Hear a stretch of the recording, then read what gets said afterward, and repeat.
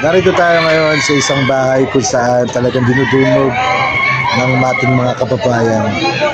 Nakita nyo naman, isang bahay na kung saan ay kulay pula. Matatakot ka na lang kung wala kang pang entrance. Andito na kami sa isang bahay na tinatawag nilang haunted house.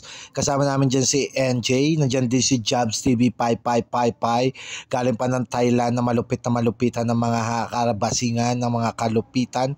Ayan na nga, nakita nyo naman siya. Siyempre nandyan din si Ma'am si Chang, asawa ni NJ na bonggang-bongga na ang puntahan ng lahatan. Siyempre ang daming taong nakapila para makapasok dyan sa bahay na yan. Siyempre nakita nyo naman yan, kulay-pula yung bahay at 100 pesos para makapasok ka dyan na talaga naman haunted house, nakakatakot ng bonggang-bongga, na talaga naman makukuryous ka kung ano nga ba talaga ang laman sa loob, kung bakit kami nagtatawanan dyan, kasi nga syempre nakikita namin ang lalakas ng sigaw ng mga tao, hindi namin alam kung ano nangyayari at meron pa kami pa interview dyan, nagnagaya namin na parang Jessica Soco talaga ng labanan ng mga batikan ng mga lahatan ng mga kumakatawan. Nakita nyo naman ako dyan, ganap na ganap, ang lola mo sabay ngingiti ng bonggang-bongga. Yan nga, tapos i-interviewin namin yung mga tao.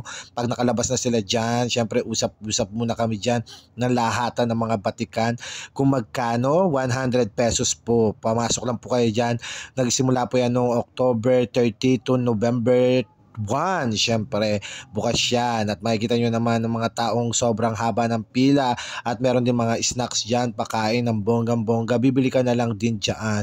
Syempre sa susunod papasukin natin yan, wala tayong pang entrance kaya nood-nood lang muna tayo, hangaba kasi ng pila, kung mag-entrance pa kami mahaba baka pagod na yung mga multo sa loob. Ayun, ganun pa man, maraming salamat, bye bye.